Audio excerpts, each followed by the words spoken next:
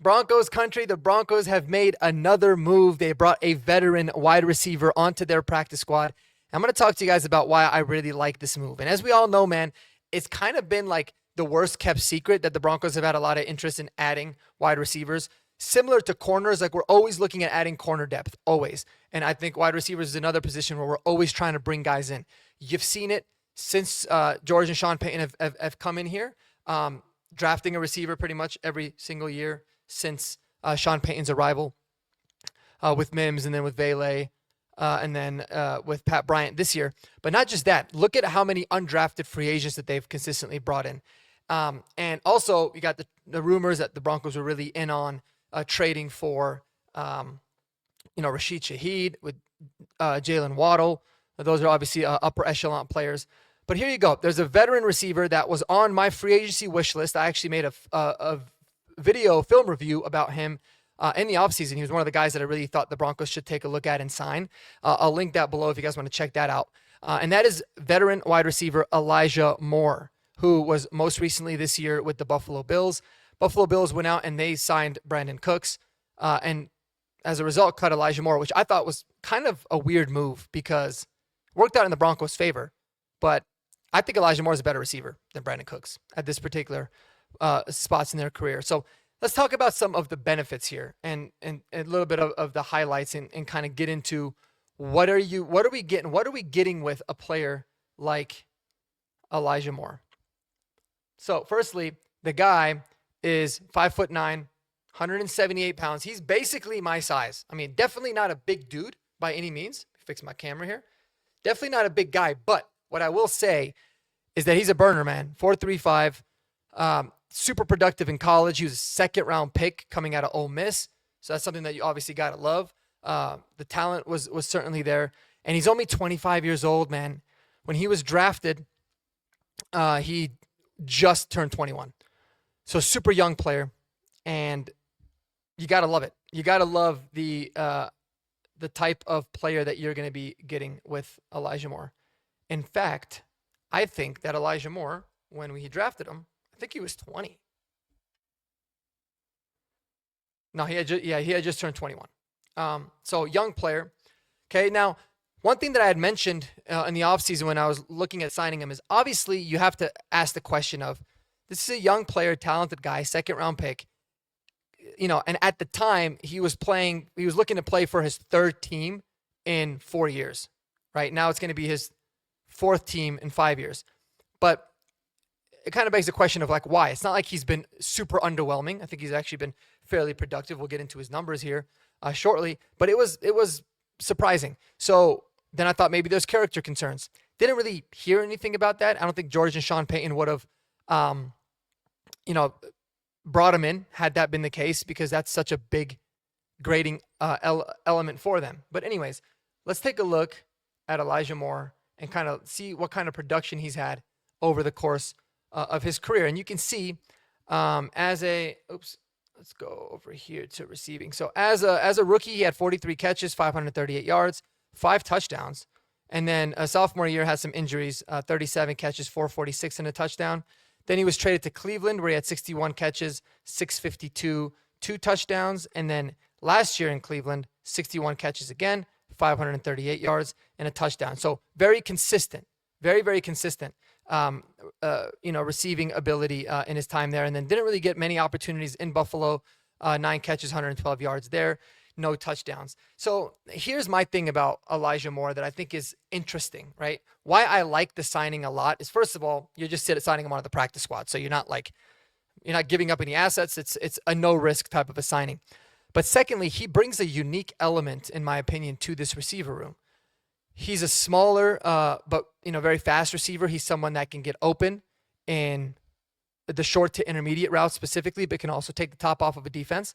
But he really is, and where I'd like to see him utilize is a true slot guy that can get open in the short yardage situations, because that's kind of what he's done over the course of his career. But he's got Marvin Mims-esque size and speed and measurables. I mean, it's very similar across the board in terms of what Marvin did. But this guy's been more productive of a receiver than Marvin Mims. I think his route tree is more refined. So am I saying he's better than Marvin? No, because I think Marvin brings more to an offense. But just think that kind of similarly. But what I was also really surprised to see is that he's actually been lined up out wide in his career 53% of the time, and he's actually been in the slot 47%. But I remember when I did a deep dive on him in the offseason, he was quite a bit more productive when he was lined up in the slot. I like him there. I think it makes a whole lot of sense. But the fact that he can play inside and outside is very nice. It's a very big positive.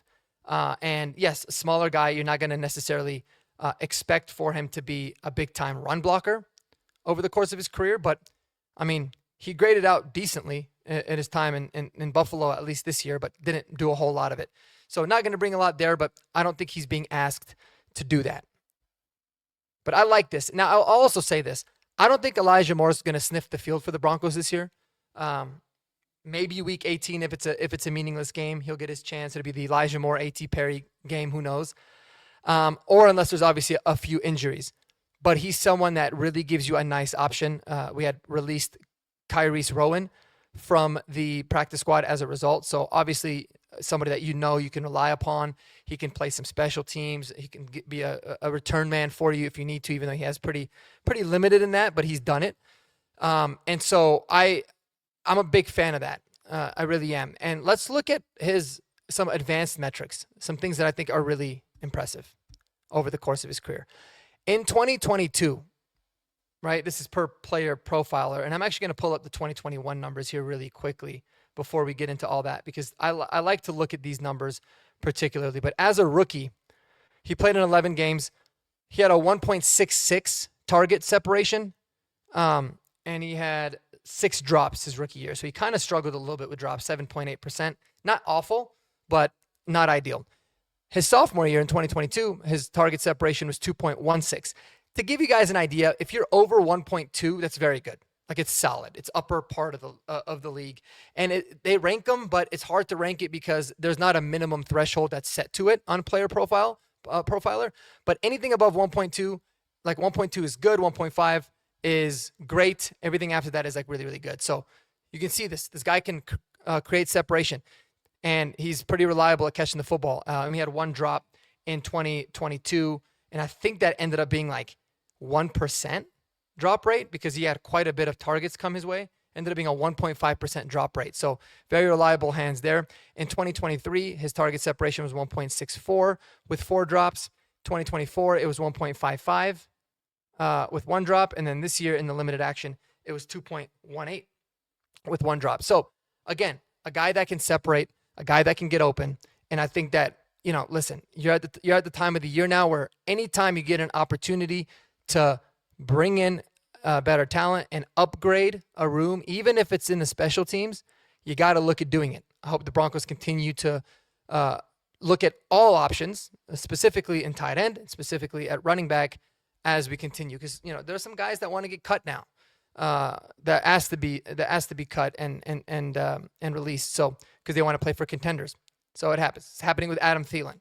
Not somebody I think the Broncos should necessarily bring in, but I like this Elijah Moore. And again, I think this is a really good move for the future because now you kind of have you kind of own his rights in a sense of you can at least get an opportunity to bring him back in next year and truly give him a full season to compete and get out there and make plays. And the guy's been a productive receiver, and I really think he's just scratching the surface as to the kind of player that he can be.